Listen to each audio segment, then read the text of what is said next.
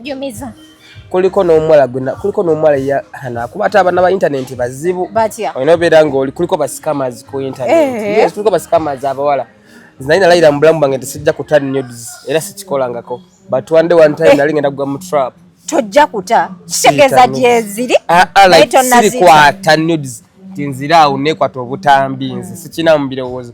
Ne one time mu bino bya online dating byali binsudde mu muswiba. Kwinza njoto kuliko omuwala yagenda akwana abavubuka. Ajana kugamba I love you bichi. Ate bogenda ku page no kibira kawala kalungi. Ifo bikabeera mu bya bay. Kanze bekaja mini box ngene kampeza link ya TikTok na manyo ono muwala gwengudde kali na sente sayo nanso fuma ngende e London.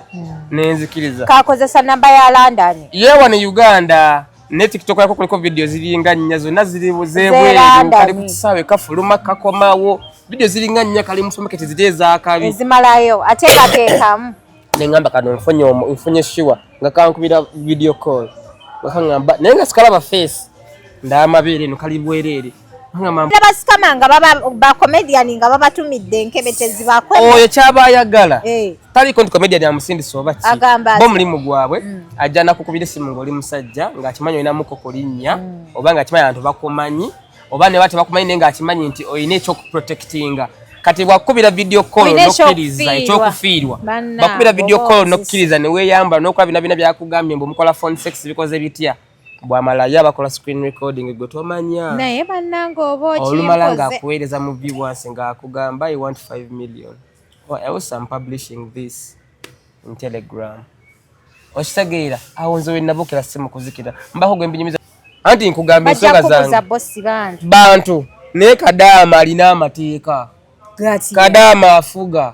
Kadaama waliyo yagaddeko yagala kogo we Saudi nga amaze ku emyaka enando nga talina gwanyumya naye nafunanze nga ne data amugula nena amala kuvira data nakubire sebo nga toli online anti wodo sanka hivu munga munana habibi mashi muskina halasi Hadija wareri Hadija Asifa Amina gwe musimu yange wakuba kwenda kwatanga akuba kwenu Kadaama namuta wachita sagala Kadaama omukazi gwe nasemba dating wano online e Kampala yanziba ati nakwana omuwala ebya simu olira twerabangako musindikira sente zange natuko ogenda okumulaba banange ekiwala kibi nga mubi oba yasindika replacement oba yenyine yajja nenga kusemu kyogera bulungi balina kano ka app bakayita photo lab omwana aketuzamu ekifaananyi ng'anyirira layi.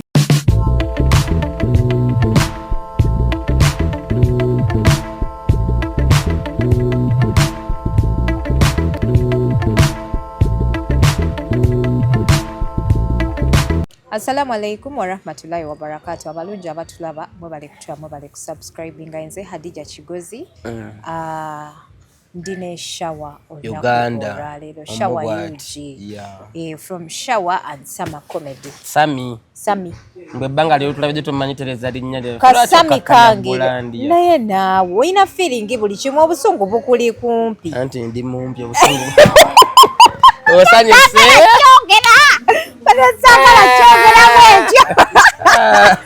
Wanasagala mubaati obusungu bwa buli kumpi mumpi naye kasalero yakyeyogerera agadde kuwa mukati damocho ogedde wano anaye mwebale kutula mwebale kusubscribing HK Furniture watch. How was our interview? Was nice. It was nice. For starters, was nice. Yeah. Wakubaye ebbiri. Takubaye ebbiri. Mashallah kati yali introduction kayitugera batokola lako kati obuzibu olina. YouTube yiyo neninga naye mama unya bulungi. I know. Kwa na 5.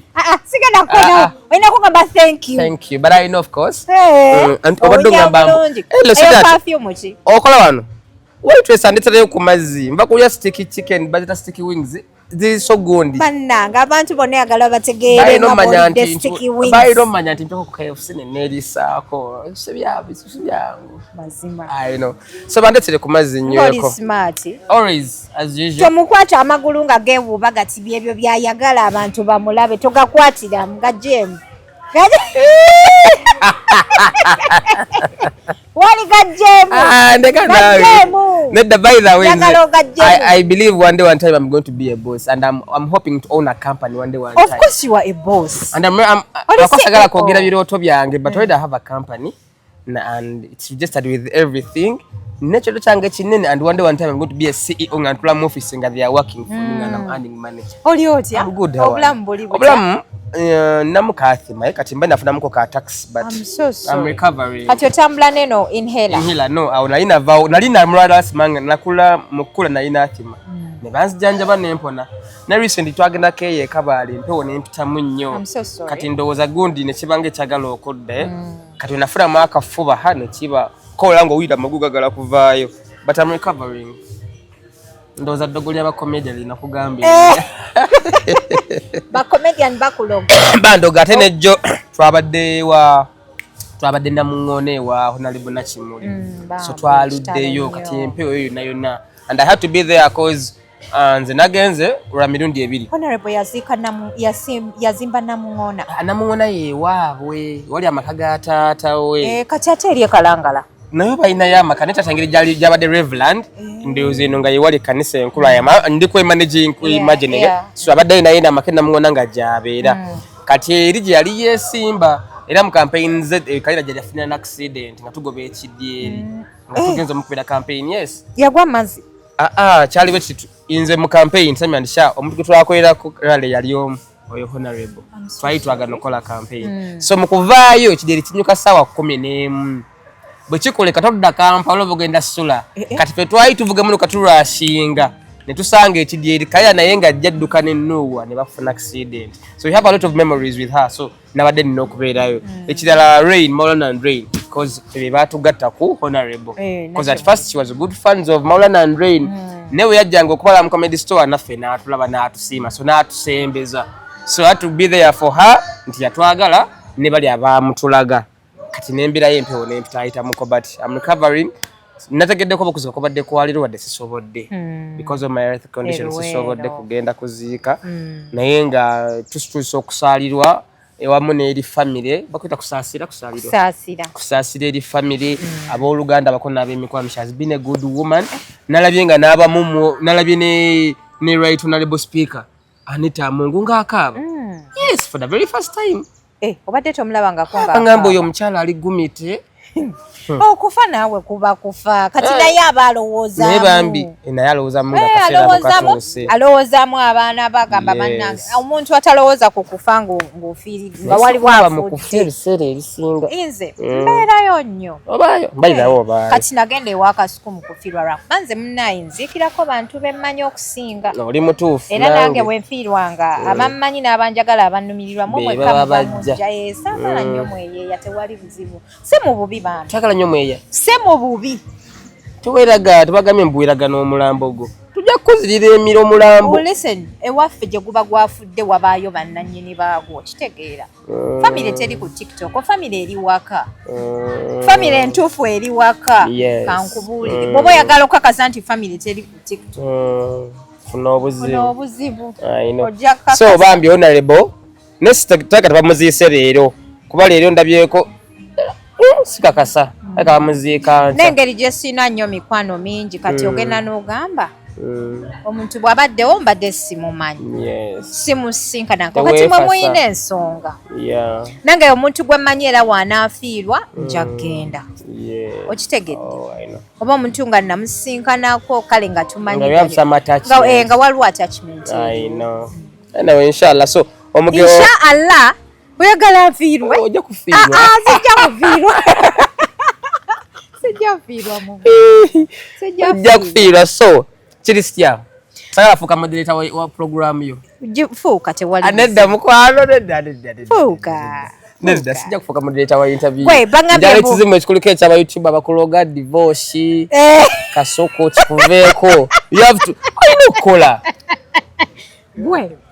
divorce aba akola divorce naku zino yafuna kagundi divorce naku zino tava live yafuna kagundi kookero abero ko nabera kuokero naweereza aine ekirooto kyata akizimbidde ebbanga era divorce mu myaka eyo nga 10 ojja kulanga y'omu ku bantu abalina TV wano mu Uganda. Alina ekirooto eky'amaanyi. Yegoba n'akola TV ye bambi. It's amazing. Atandikira awo ate mwana wa bulenzi alinako bano ab'ebulaaya abamulaba okitegeera bamuteekamuko ku ssente. N'obuwala naawe olina abakugulira n'emmotoka n'otagaba. Naye banna akyannumamu nze ate kyakulumira ki gwate omukazi wajimpa. I know but I feel pain for boy child. Ate ofiiringa ki kati boy child wagirayo ssente musawo ye nga teyewulirirako obulumi gwaggwana. Ayina ebizibu baganda be bonna balina emirimu bonna bakola. Saagwira mukazi mmotoka n'atanjawula nkuzibu obukyala bannange. Yes. Mwe muli basajja ba mukyalo oli waawa bakuzala wa Masaka Luweero naye olinamuko empisa z'ab'e Masaka. Nenda kugamba mbu ndi mumpi. Oli mumpi. No, but honestly it has to be like that. I give something for something. That is me. Singamba nkwina mu mwana kakati Shawa njagala okubulira ebigambo bino wali abasajja balina ssente zaabwe. Nezitalina byakukola. Nga balina ssente zaabwe nga ate bw'abeera akwagadde akwagala lumu nga ne bw'akulekera ekintu takyeguya agamba it's fine abeere nakyo. N'akulekera? N'akuleka. Nga si muloge? Yeah, nga si muloge nga talina bwe omulindo wagikyusizza. Yali sayidi eno? Yali eno. Neng'otaddemu akatono. Oyagala nteekemu eti? Okana kabeera we kati wano akakola we kati. Kati nga kateeremu ani ggwe? Igwe? Yes. By the way, I want us to start doing some TikTok videos. Ndaba ng'okola n'oli omwana nga mukola obwamaji buki. Rigani eh? Mbulaba ne ng'abano nno. Oyo mwana amuleke. Mwana oyo muleke. Temwegira? No, tetujja. Kirabe? No. Tetujja, but he's a nice content creator. Yeah, he's a nice content creator. He's a dancer, he's an actor. Mwagala nnyo. I met him at La Bonita one time. Ate nga bana tukolemu. No bulungi banaye mulungi. Ate nze nga tokiŋŋambangako. Tonnaba kuba mulungi. Obulungi batya handsome. Yeah. Manyira nve wano. Manyira gwe. Ati kweneri ngati teusobola kwekana. Osakola ki? Abantu bagenda kugamba tulekera okukola ne Shawa. Luli wankwasa mu mbugo. Kakati zuno bagamba feedback. Gundi wezimbi. Kwata kola be. Kwata tojjako. Ati agenda kugamba ati jalekera okukola ne Shawa. Nze gwe baagala. Jalekera okukola nawe. Shawa jju nze gwe baagala. Bangambe mbu baserebu abawala bali eyo mu box bamwe babeekwanira abawala ba filter. Wali ofunyayo ko blind date omuntu ne mudatinga naye nga tomulabangako. Yes. Jumiza. Kuliko n'omuwala ya hana kuba ate abana ba internet bazibu. Batya. Oinobeera ng'oli kuliko ba scammers ku internet. Yes, kuliko ba scammers abawala. Zinaina laira mbulamu bange tesijja kuta news era sikikolangako. But one time nali ngenda kugwa mu trap. Tojja kuta kitegeeza gyeziri. Like sirikwata news tinzira awo nekwata obutambi nze sikina mu birowoozo. Ne one time mu bino bya online dating byali binsudde mu muswiba. Kwinza njoto kuliko omuwala yagenda akwana abavubuka. Agenda kugamba I love you bichi. Ate bwogenda ku page no kibira kawala kalungi. Ifo bikabeeramu bya bay. Kanizebe kaja mini book ngene kampeza link ya TikTok na manyo ono muwala gwengudde kali na sente sayo nanso fuma ngende e London. Nenzikiriza. Kakozesa namba ya London. Yewa ni Uganda. Ne TikTok yako kuliko video ziringa nya zonna ziri buzebwe kali kusawe kafuluma kakomawo. Video ziringa nya kali musomekete ziteza akabi. Ezimalayo ateka tekamu. Nengamba kano mfunye shiwa nga kankubira video call. Wakangamba nenga sikalaba face. Ndamabere no kali bwerere. Nga mambunda gake kifuba cyo. Kakukubira ku video call. Kake koke nyini. Nga sike koto tolaba face. Kakuba kalaga bwerere nga of course omukazi bwakuba nanda genda ate face mbancha yachi. Sajja bonja yakola ku kifuba cyo nganzi ngambe kifuba mbasira ze nudes. Nganchi bikula. Nakala katandika okwe masturbating akula ikusimu. Kake masturbating kake kola ebintu ndo kula nange nzidde. Nkatandikiriza mpola ndabo ino boya waneno kiriza akeno wansi mbanzikiriza wente simu nehezikira awo siwe naone kali recording wallahi billahi tallahi kati abo babera basikama nga baba ba comedian nga babatumidde enkebetezi bakwe oyo kyabayagala taliko nti comedian amusindisa oba ki bo mulimu gwabwe ajja nakukubira esimu ng'oli musajja ng'akimanyi olinamuko kulinnya oba ng'akimanyi abantu bakumanyi oba ne bate bakumanyi naye ng'akimanyi nti olina ekyokuprotectinga kati bwakubira video call nokkiriza ekyokufiirwa bakubira video call nokkiriza ne weeyamba n'okola bina bina byakugambye mbu mukola phone sex bikoze bitya bwamalayo abakola screen recording gwe tomanya naye bannanga oba olumala ng'akuweereza mu viewers ng'akugamba I want 5 million or else I'm publishing this in Telegram okitegeera awo nze wenabukira simu kuzikira mbako gwe mbinyumiza nangamba gwowonyo oyo omwana nga era agenda kinkola ABCD si wemponera mama mwali mu dating de banga ate banga ddene wiiki emu ne mutandikirawo okulya ebintu online abantu abaana bali ebintu online bulungi nnyo olina ekikazi kiri Saudi babikola wana abaana kibanze sikwana Kadaama mudakiika 2 nze ndayira nga ntya Katonda nga ndiko ino platform nkirayira siriyagala Kadaama oguddewo olutalo ne bakadaama si lutalo anti nkugamba ensonga zange bossi bantu naye Kadaama alina amateeka Kadaama afuga Kadaama ayagala koogo we Saudi nga amaze kukyeye emyaka enando nga talina gwanyumya naye n'afuna nze nga ne data amugula ne n'amala kubira data nakubira essebo nga toli online anti wodo sanka ebivumo nga 8 Habibi Mashi Muskina Halasi Khadija Wareri Khadija Asifa Amina gwe munnafe wuyo ya datinga Kadaama akubuli Kadaama akwaga 24/7 nagenda nakyala ne waba Kadaama gwaineko mutala kati bale magano bachesha aba akuwasa Kadaama ne mwega siko bayinga ne byuka Kadaama yali wa kubizinga abo kati ye buliwa juka baba ne stress ndi bavuma buliwa ira mu obusungu ine boss yagala kukubire mu nnyumye kumbe nawe noli mukuyiriba mu kantu oli mukagoba bakubire simu ntakwatanga ayomba nze sagala kubira ko pressure ndisiko ira ku pressure tebankaka nso yagadde ne ku Kadaama nayagala Kadaama nina koma kuoyo omusiridda mu Kadaama ne waba afaanana atya kati yansindika ku Kadaama eba msalina kenyanya n'obutungulu ne otekako gundi kachumbali ne osako mayonnaise Kadaama nateekako sticky wings sticky no osako sticky wings ne chocolate sikole ne mayonnaise Kadaama zine wabo okumyewa ne Uganda tulina kungamba nti baddeko ebweru bwemba mbadde landa mukasela it's okay ngambye Kadaama bwemba mbadde Kadaama wa Landa that ebitegereke kandi ko be Saudi ndiko be Saudi Dubai abo tisoboka abo weekend date anti abo bera mu nsi ziriza abazungu baso no babira busy akugabenda kujja kusimu sawa munana nga ziza abadde mu kola working hours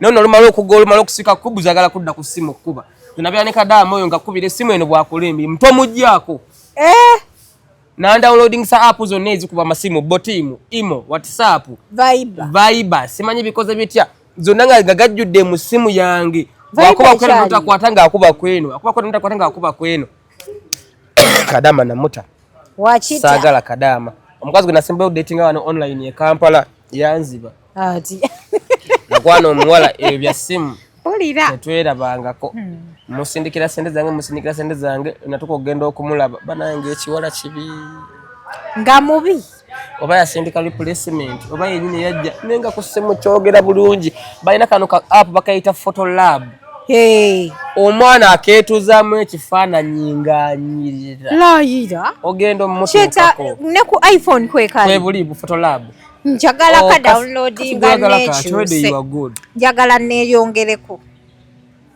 bafuuka musambo photo lab you don't need photo lab nze mbadde nkalabanga ku Instagram nga bakalanga nga ndowooza tekakola tobyetaaga byaba Kadaama ebyo si bibyo kitegeeza kakisiru hati ogaye kakunyiriza ne kakufuula anti ne kali ngenda kulaba ku simu ngonyira nkutuke konkuleke kali nze namutuwako ne mugamba weeyambule buli kyange kyoli keeka n'akakyusa ne kakussaamu akawato wenna akawato n'okola boot wenna akaface nina gwe nalanga akoze ng'ekisiikirize kiyiseemu bwekiti ekyakabina keeko naye namutuwako muganda wange nga sente zange zaalidde ng'alidde sente zo emitwalo 2,1000 ezi ezaddiramu eza $. eza wano nga za data kulyako biki teragako 5 kasanvu emmeka zijangatta era ddala oli Shawa ali ku sente zange alya nindi mutukwako bwini nayagala omugambo ojazizza naye nga sina nakyentwala Nata abawala bibo njagala ya amazzi warm. If you have aquafina, that's the best. You have aquafina? Na aquafina naawe. Wano balina Renzol. Ampa soda Pepsi. Onywa aquafina yeka. Nywa aquafina yeka. Mpozi be ba sponsors bo. Kategedde mpa soda Pepsi. Tebakuwa amazzi ne gabeera mu. Tewali Pepsi. Nice. You have Nirvana?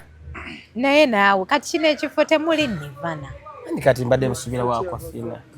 Abagagene bataba na aquafina. Aquafina yaweddewo. Mulabira na kachupa. Kati waliwo ebicupa bino ebiringa ensu. Leta go ina batigaleto gateke mu glass oswa kacupa katwale.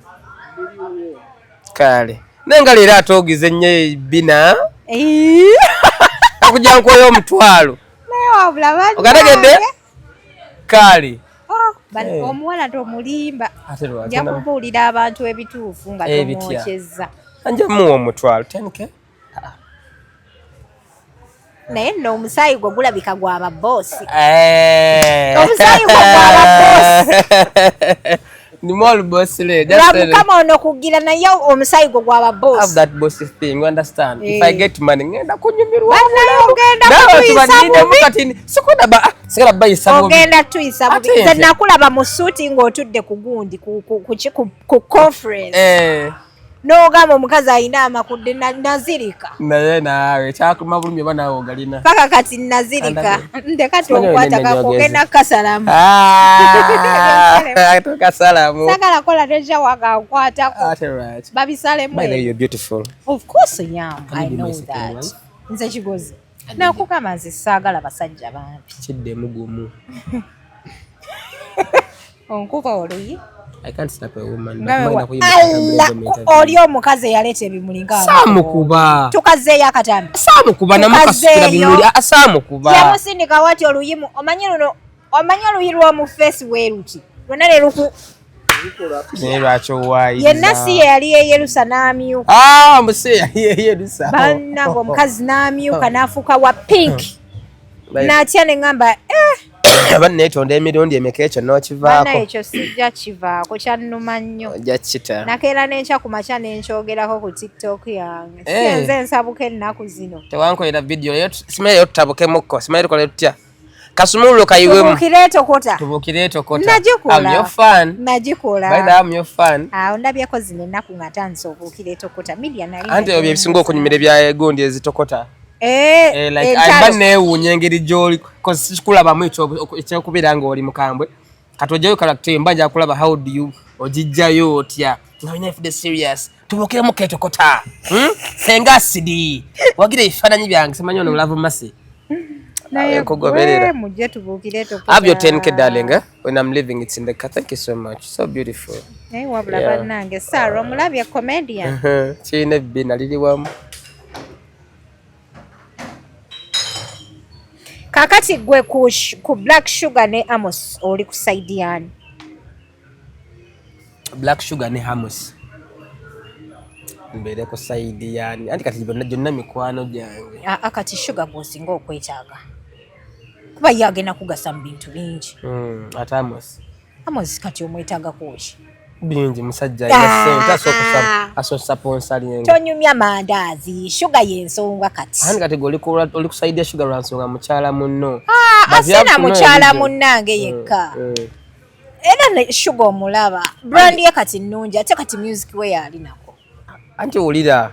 Woteeka Sugar kati ku poster noteekako ne Amos. Kitegeza anti ulira. Someone was using someone. Who was using someone? Sugar was using Amos okuyisa we bibi. Nedda Amos was using Sugar n'atamanya nti no kigenda kola backfire. Oleso omuyimbi boyfriend wo ogamba mugumenga kuyimba omuteekayo because oyina influencership ate mukasala kekamuna ogenza mu studio oyimbe kicho oboyisaawo which red flags omusajja atandise obiwulira mbu omusajja tamwagala bikinaga wayo omusajja okubiwulira no women akyabakazi bakejemu tetuwulira oshagira love is not rumors mulira bachalibe ebintu bimala ne bikutuuka kate nga balenzi bano kati gwe how sure are you that it is true bituufu how ne Sugar ya jawda nasitizimwe edintu kuboko oli mukazi mukwano go ne Sugar yabyogedde yagamye mbu Amos yali tamwagala yali just yagala mwagala ye yali mu love yekka yabyogedde by the way ate nze nno ndi munyivu eri Amos yakoze eki yakoze bubi. You can't use girl child nga bamuzaala yekka. Nze ndi kulowooza kino wammanga. Wamoshegera. You cannot use girl child nga bamuzaala yekka agenda using bali eri abayina big families. Twaliko ku gundi bagiyita Hello Mr. Right. I was a backstage host. Sugar jali nga mentor ku Hello Mr. Right. Amos ne musanga nga bali ne Black Sugar. Nene cyo na relationship yaba n'abantu. Most bombiri banze bali tebeyagala. Ngabuli mwaina chayagala. Ngabuli mwaina chabadde yagala ku munne. One Amos abadde yakava UK. If I'm not mistaken UK over Saudi. Yonna javude but outside Uganda kisemanyi. Ngaina muko obusente bwe. Sugar ngali wano ku TV ne mukantu ngaayiba. Tetuchejjaga manti ngaina sente but nga she can make a living. Amos simanyi abali ba datinga before ngotana bakugenda Bulaya. Kati nze na hostinga kokoku Amos nga ne music wete bamumanyi. Ani kyengamba bali bayagala na before ngotana genda ko Saudi kolo oba. Beyagadde ngo nakomyewo bweru. Ebyo kweyagala tebiriiko ebyo beyagalira wano. Beyagalira wano. Ate nga Amos wana mazewo n'emyaka 4. Anti wulira. Akantu kali kaweddewo. Sente zaali ziweddewo. Beyagadde akasente kaweddewo. Yes. Era but still manya beyagadde nga buli muntu alina kyagala okufuna ku munne. Which is a good thing. Kati Sugar yakifunye omusajja amuleke mu mirimba alime mujjonkera cause yalina abo. Ata mujjonkera. Sugar ina abo mu abanja bali mu kukuba omusajja brand bageza ko jikakkanyo jisuula. Omuntu emba mwawukanye muleka agende mirembe nawo ogende mirembe. Nekati buli YouTuber avuddeyo ali kwa Amos ayogera Amos olaba ina. Ndaba wamma abantu basinga kwogera nnyo ku Sugar. Nze Amos ampe sente mukolere. Yes. Boy child yetaga gundu ocho tali miliyo musango gwa Nsambya ne mirembe. Buli muntu ngali ku side ya mirembe but Nsambya was right. Akati awo Nsambya ali right. Awo Nsambya naye kati wano Nsambya kubai na maka sente kati ata mirembe ina sente. Ne mirembe ina sente. Mirembe tomwagala bwagazi ngo. Mwagala tesi mwagala lwaki. Omwana gwembulirira buli kanako ku YouTube. Wama oyinza ogamba nti saagala mirembe. Era simuguzeeko duve. Tell wali yali ku gate. Nze ndi team Amoselovin. Ndi team Amoselovin. Boy child. Ndije wa mirembe beddings ya demand wisi. Abasajja mu nsonga z'omukwano nakye nazodde ebiseera ebisinga bakakkanyizibwa nnyo tebalina ddembe lyabwe. Kankwe ekyokulabirako. Olaba ono omwana nyambali nyagiza mpanyagalala okuwirako. Olaba Ken yasiyaga omwana forcefully n'amusesemya. Ne bamusiba ne bamuta kimanya ali bweru yafuluma naye singa oyo nga Ken yakwata muwala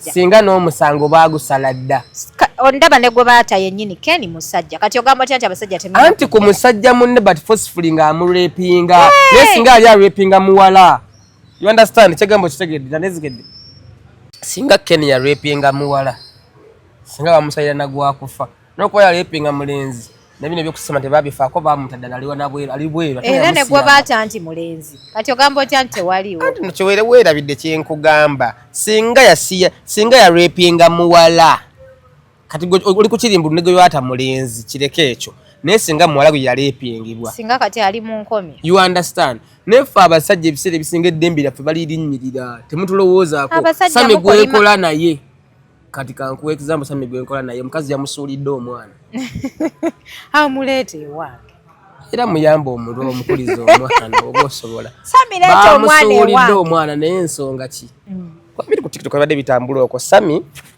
yali anaafuna omukazi naye tutambulire omukazi ajjampa interview atunnyonnyole munoonye kwali ku internet okwo n'omukazi natadde abakazi balina omutima nze dda olwalidda adija ng'omukazi omusajja ne baba bamutadde mu mbeera embi ne baba bamuyisiza mu bulamu obufaana butya afana omwana we omukazi yabaladde omwana bagamba mu mutwale nga tali mmada kagamba mbukankubi omwana yenka mubekeko akaleeso akasembawa nga mukoowu nakakasiza abakazi bakooye guno omulembe abakazi bakoowu Sami n'akwata omwana ye n'amuteeka mu kamotoka n'amutwala bali musoboketi banoonya pampa onya pampe Nanya pampe mutuka. Sami bambi. You understand?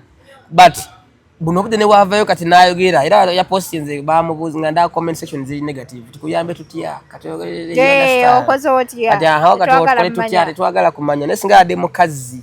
Nga bamusulidde omwana.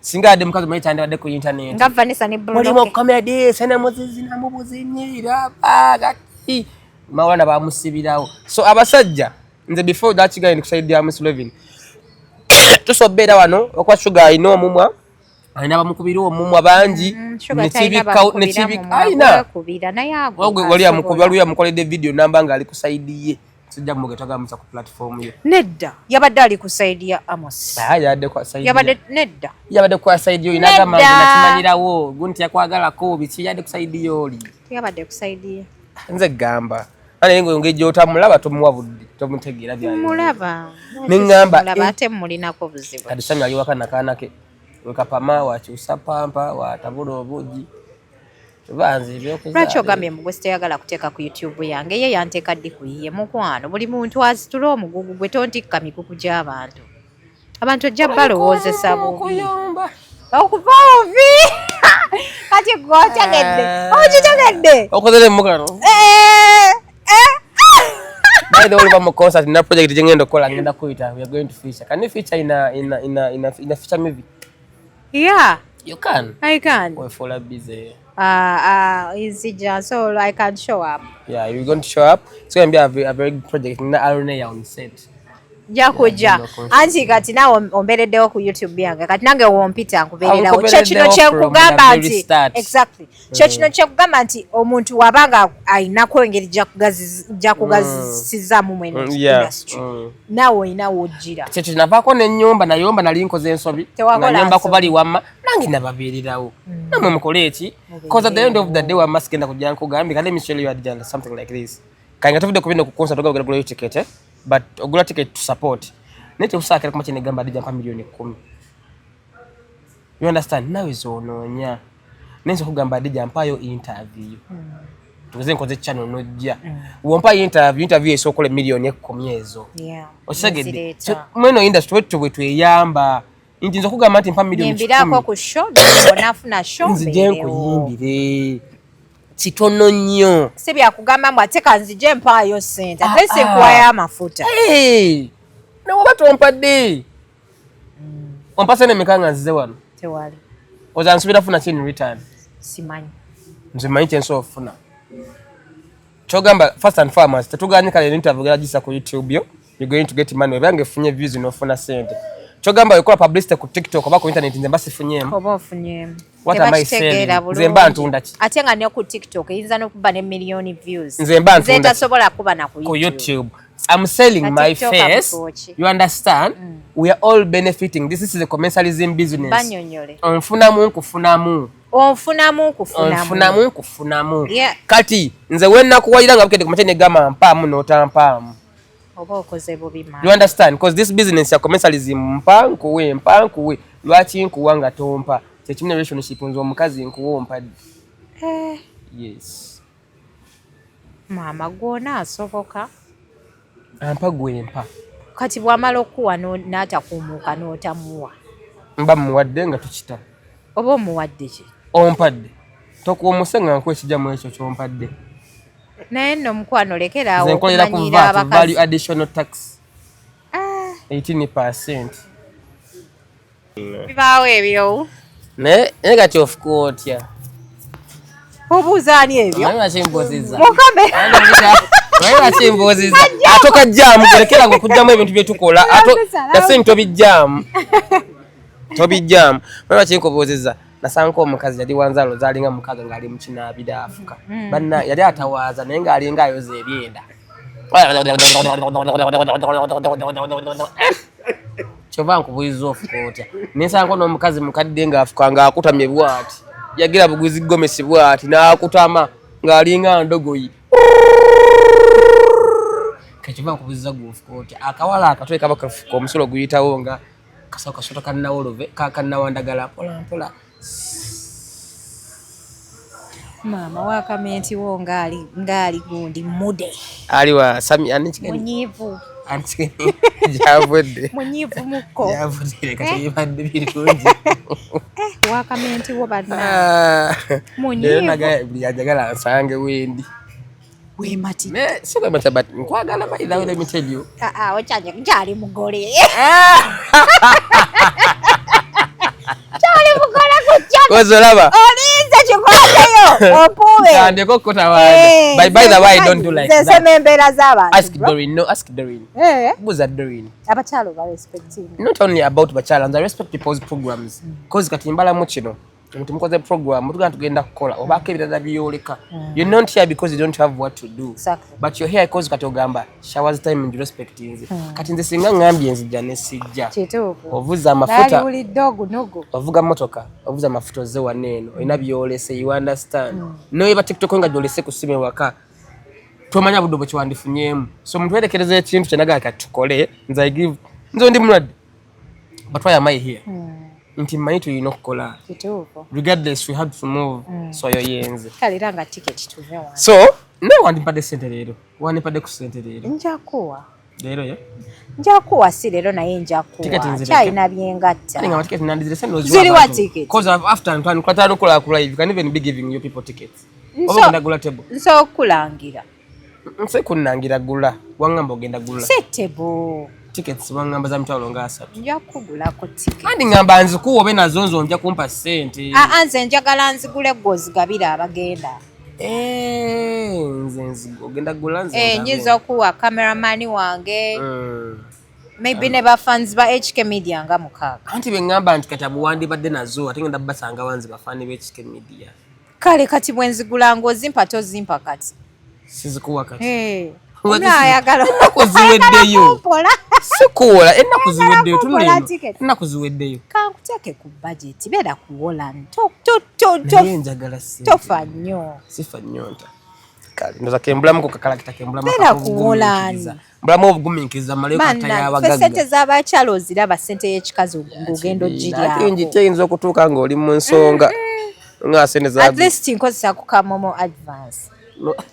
Nenkazaawo enkeera. Sisa kukkiriza kusoma. So ngenda kuza omwezi 8 omwezi ogwokutaano tulina mukwano concert Sami and Shawa. Badaye muje mutuwagire. Wemba njogeddemu obubi mu nsonyiwa nange ndi muntu am not an island. No man is an island. Ogira nonodda mu senses zo. Yeah. Ogira nonodda mu senses zo. No, I'm a very understanding man. That's amazing. Tetwogedde ku okero. Next time. Anyway, tenti ya emizimu gyagisudde. Tujja kumwogerako next time. Because I have a lot of things about Okero. Ate mbadde njala tugenda okukola ku Lwokuno baki. Simulaba bakesiye n'abeewedde. Mbadde njala nzije nkuwe my either side of a lawyer. Kale. Manja nkuweko ku student wa law. Mbeko byenkugamba. Mbadde njala abantu bantegereko mu side yange eby'endala. Natudde wansi nempita mu musango gw'Okero guno. There is something a lot and I need to abantu babikula so even the government n'abamuwozesa wo chenazudde as I.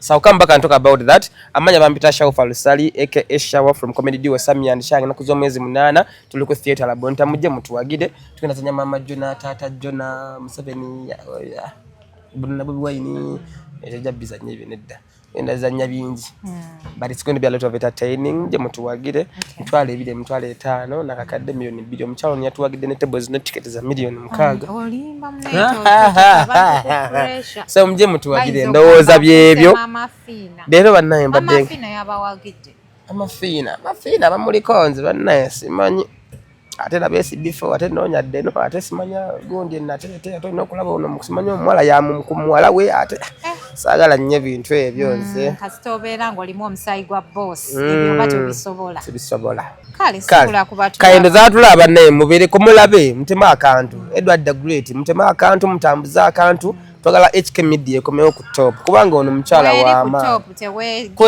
kweli naye nawe njagala anti njala walinga bagenda tuwa award weri ku top onze nafuna da award ya YouTube ate nze nafuna ko nga ndine njala tuba 2 best duo okay ndagala pangule best duo nawe best duo ne Dolly ne best duo ne Chicken kale abasirati wadene Shawa onaku olwaleero nze Hadija Kigozi mubale kusubscribinga mpagireko ku furniture wange ntunda furniture by the way ojeko tonaba furniture uru na kitanda nakuwa ekitanda bwerere nakuwa ekitanda onkubira akalango leeta ntikimeddi ngenda kitegeke oli side ki ndi ku Busabala road waffe white.